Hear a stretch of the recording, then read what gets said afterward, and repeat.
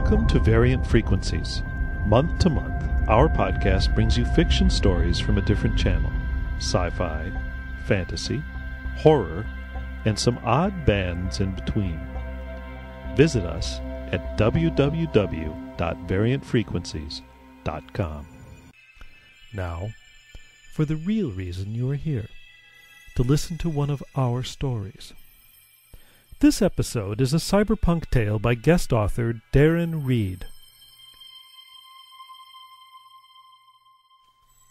Cell. Life on the very edge of the solar system is a bleak nightmare, punctuated by the blissful euphoria afforded by the drug Trace. Andy is a Trace addict. Trace is Andy's only escape from his crushing life. But a new drug is taking a hold of Andy. Cell is strong, addictive, and above all else, the cell is being hunted.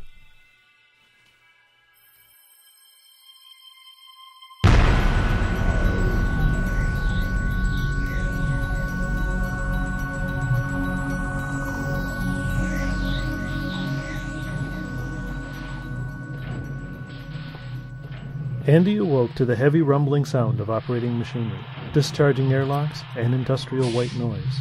The latter was almost always present, a sound Andy and virtually everyone else living upon the Sonari had come to ignore simply by habit. The dual sound of heavy industrial machinery and the distinctive noise of discharging airlocks were unique to the time of day, 7 a.m.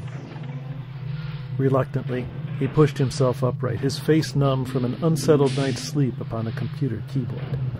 With a blank autonomy, he ran his cold hands over his body, unconsciously fixing the thin black tie that hung loosely around his neck, and loosening his shirt collar by another button. His small, cramped room was bathed only in a dull green light given off by the old-style computer monitor upon his desk. The chamber stank of old instant meals and sweat, an unfortunate side effect of such tiny living quarters. Pressed against the wall of the chamber was a thin bunk, no more than a foot away from where he now sat at his desk. Upon the desk, next to the old computer, was a loose stack of papers and a cooking unit, surrounded in half-emptied, partially open packets of food. Reluctantly, Andy pushed himself upright and stretched his back, smiling grimly as his spine cracked loudly in the room. Turning to one side, he slid open a thin, narrow door which entered into a tiny bathroom. Taking a single, sideways step, he was in his shower stripping off yesterday's clothes.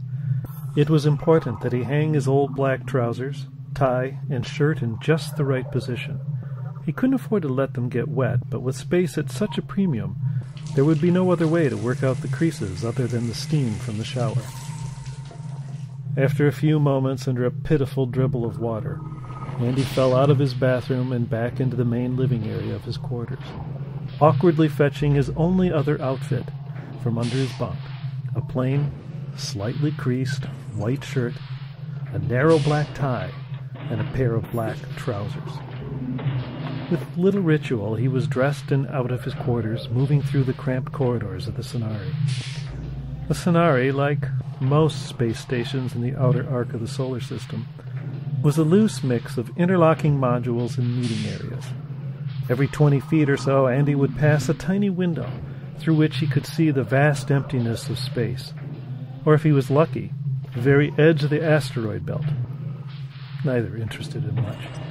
He had traveled as far as the asteroid belt some years before, but since the experience he had avoided long-distance space travel as far as was possible to do so. That was not to say he did not travel. One had to in order to escape the constant claustrophobia of the Sonari. But he avoided the long-haul trips. Andy wound his way through the identical passages of the space station. At some point, he did not know when, the early morning blast of heavy machinery dropped off into the anonymous hum of industrial white noise that constantly filled the station. Only the ever-diminishing sound of discharging airlocks remained, though by the time he reached his designated place of work, these too had faded to obscurity. The work pit, as Andy and a few of his colleagues called it, was little more than a cramped, plainly decorated room lined with row after row of desks, upon which sat computers, not dissimilar to Andy's own. Sitting at the desks were Andy's many colleagues. They could not really be called friends, each wearing slightly creased white shirts with an assortment of loosely bound ties. Without regarding another human being, Andy took his place, middle of the second row, and started operating the computer, inputting a seemingly endless stream of numbers, his fingers dancing effortlessly across the noisy keyboard. Within minutes he had loosened his tie, struggling with the tiny knot that held it together, and ripped open his top button. The heat generated in the work pit was surprising to Andy. Even after all this time, dozens of sweating bodies pressed together at close quarters, separated only by a small desk and a large heat-generating monitor. Without thought, he undid his second button. Minutes slipped into hours as Andy worked, exchanging the occasional polite pleasantry, the kind that people say through gritted teeth to one another, their faces masked with smiles that looked more like grimaces, with one or another of his colleagues. As the 3-hour mark slid by unnoticed by almost every person in the room, Andy's right arm began to shake. He had become engrossed in his work, difficult for even Andy to imagine happening. But after all this time, it was all that could realistically be expected of him. He had no idea of the time until the shaking of his right arm became so intense that he was no longer able to type with that arm. Discreetly, he leaned forward over the quivering limb and pulled up the sleeve of his shirt, wrapping it as he went so that it stayed just below the elbow. Embedded in the pale underside of his forearm, about halfway between the wrist and the elbow, was a small mechanical unit that looked vaguely like a very old-fashioned cassette player, only much smaller.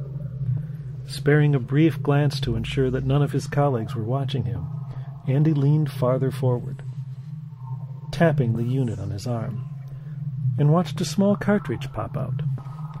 Closely he examined the spent cartridge, looking through a small transparent visor built into the main unit. 3 tiny bottles, which had only a few days ago been filled with a deep scarlet liquid, were now conspicuous only by their emptiness. Silently, Andy groaned, dropping the useless cartridge into the only drawer in his desk. As discreetly as he could manage, he slid out from behind his desk and started walking towards the only door into the work pit. As he reached the heavy metal hatch, a voice squawked from behind him. "Andy! You're leaving already?" Slowly, Andy turned towards the owner of the voice, a short, middle-aged, balding man named Charles. It wasn't that Andy had any particular problem with Charles. He had certainly done nothing in particular to wrong him. But he was just that kind of man, the type who doted upon his job and responsibilities, ignoring the utter futility of what he did and the complete irresponsibility of his position. Charles stood facing Andy, his arms folded over a wide stomach that was barely contained behind a cheap, bulging cotton shirt. Bile rose up to the back of Andy's throat. "Yes, Mr. Pensani. I thought I'd use some of the break time I had accumulated."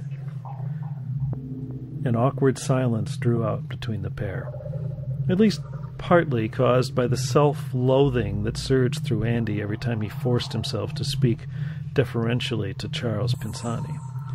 The taste of bile in the back of Andy's throat was tangible now. Charles chuckled to himself, shaking his head at the cold deck plating below his feet. "Andy, Andy, Andy." The fat, middle-aged man began in his most sardonic of tones. "Haven't we been over this? All due time off must be arranged before it is taken. After all, if I took the time off I was due, I probably wouldn't be seen for weeks.